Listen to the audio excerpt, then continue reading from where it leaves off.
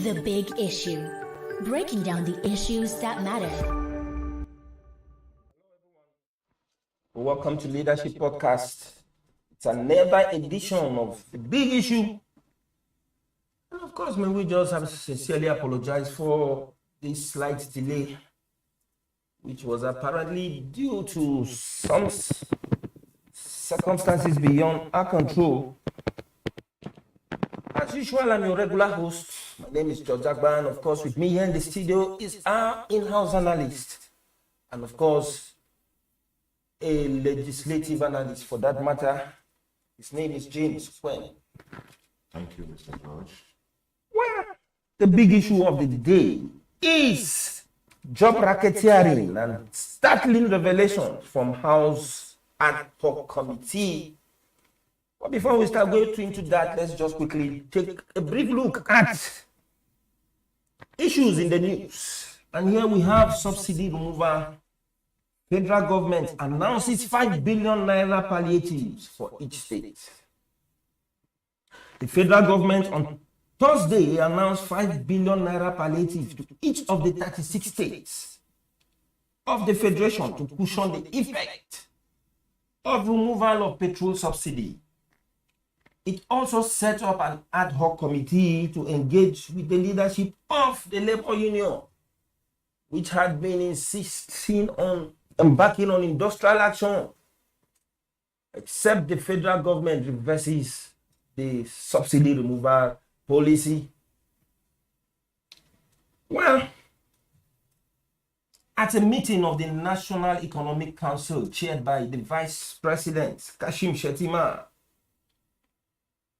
Council received progress report on the ongoing nationwide distribution of rice, grains, fertilizer, and other items to states, and the 5 billion naira financial support provided by the federal government, and commended the Central Bank of Nigeria and the National Emergency Management Agency for their interventions. Well, this is better than the 8,000 naira stipend for each household, James. I think so, because although there's still some kind of there are issues here. It all depends on what the federal government will do with some of these relief materials. I think as listed here, this grains, rice, fertilizer, other items, apart from the 5 billion naira palliative to each state. Good and fine. That is a very good step so far by the federal government. The issue now is, will the states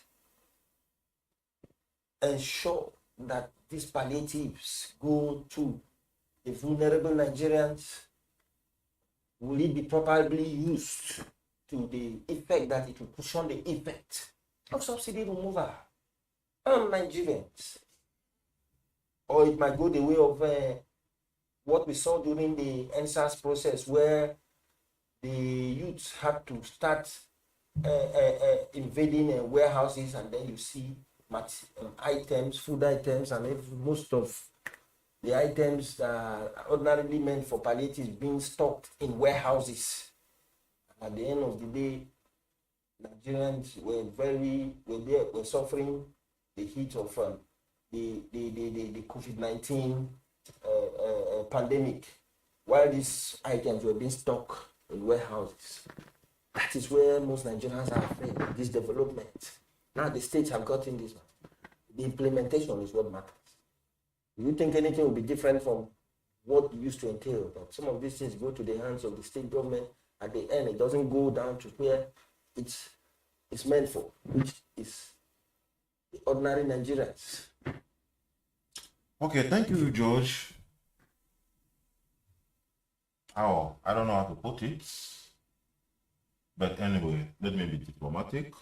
Let me be at least patronizing by commending the federal government for releasing or rolling out the palliative package of 5 billion per each state, including where we reside, the Federal Capital Territory, FCT. The federal government gesture may be good, but now we wait for the implementation, because already the cyberspace has gone agog since yesterday. Concerned citizens asking how, and others have already started identifying which governor, because the question I saw, some people were saying that tell me which governor in Nigeria do you think we go out and distribute this thing equitably. Of course, the name of the governor of Borno was being mentioned from time to time. Yes, but yes, be that as the Nigerians are just waiting. The provocation this time is going to be spontaneous. It may not even wait till an issue will come up, like in the case of the COVID-19 pandemic, where there was lockdown and government brought out the palliative materials for it, and they were put in warehouses until by the time But if you look at the states, COVID-19, the lockdown, I think, lasted between April, at most up to June, but it was when NSAT protests started precisely on October 9, October 8th. That was when the protest started. And it was in the course of that, because one would wonder that what were the palliative materials for COVID-19 items doing in stores when COVID-19, though many of the protocols, even internationally, were relaxed, and life started coming back, and other restrictions like movement and even social gathering was expanding. That was when the protests broke out, and palliatives were still there. Well, governments usually they have recidivism or bureaucratic approach, which delay processes. So now it's another test, because this is coming slightly after a general election, just like in 2019. 2019 general election, 2020 COVID-19 came. 2023 general election, 2024 removal of fuel subsidy. Now palliatives are. So for the governors, especially the first-time governors who are just elected, it is, in fact, this is going to be the first litmus test on them, because they have to live up to expectations. Thank you very much, James. Well, of course, there is hope. And let's just assume that this is a new administration. All that about the palliatives of COVID-19 pandemic happened under the administration of former President Muhammadu Buhari. Most impression was that the president then was this type that will always go to sleep. Yes, Instead of monitoring things that are actually happening, and then ensure that some of the policies and some of the actions of government are implemented to the letter. Yeah. And so most of the leaders are leaders. Most of top government officials took advantage of the fact that the former president was lackadaisical when it comes surprisingly, including opposition states. Thank you very much. Well, we just hope that is a different scenario under the administration of President Bola Ahmed Tinubu, that whatever is meant for the common man in Nigeria will go to him direct, instead of being stopped or being mismanaged, as we used to see in the past. Well, for the big issue of the day, which is job racketeering and the probe at the House of Representative Committee. Well, recent revelations at the sitting of a House of Representative Ad-hoc committee set up to probe job racketeering in government establishment has shown how bad the situation is in Nigeria. The chairman of the committee, Adamu Gadi, described the level of job racketeering in MDAs as alarming. In his words, there is no agency in Nigeria that will exonerate itself of some of these defects of favoritism, nepotism, and what have you. Whatever is frowned. Agencies are hiding under waiver to recruit their family members, friends, and to sell jobs. He said agencies often fail to advertise vacancies, denying many qualified Nigerians the opportunity to apply.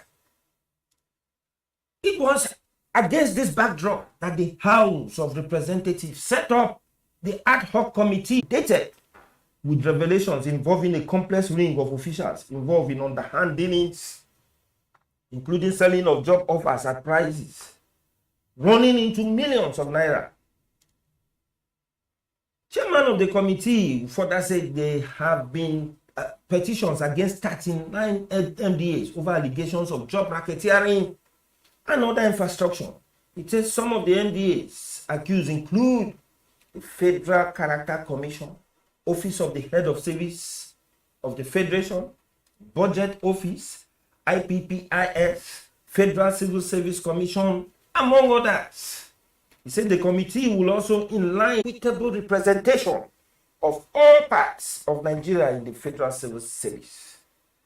The FCC is headed by a chairman and has 37 commissioners representing the 36 states of the Federation and the Federal Capital Territory. Well, James, you have been, and it seems some of these heads of agencies proving very strong. Okay, racketeering,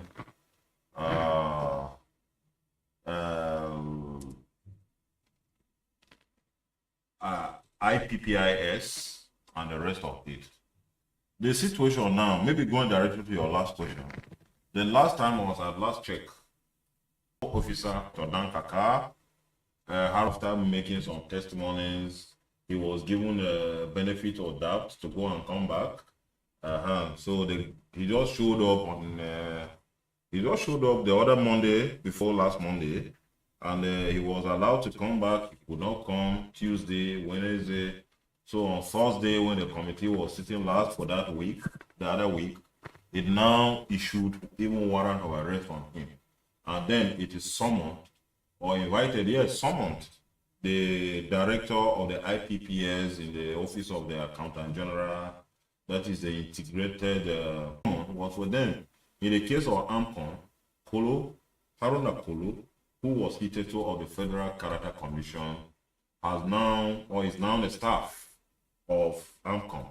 And according to him, he said he was given the job, transferred from, he was given the job in AMCON, as a reward of his loyalty and services to the chairman of the Federal Character Commission, which, according to Kolo, while working with her as the protocol officer and also as the desk for IPPIS desk officer, he was in the business of collecting money from prospective employees through one Shehu, who, according to Kolo, is a driver and a personal aide to the commissioner representing Taraba State in the Federal Character Commission. And once he collected his money, the money was paid into his accounts, and from his account he will now withdraw through POS, that is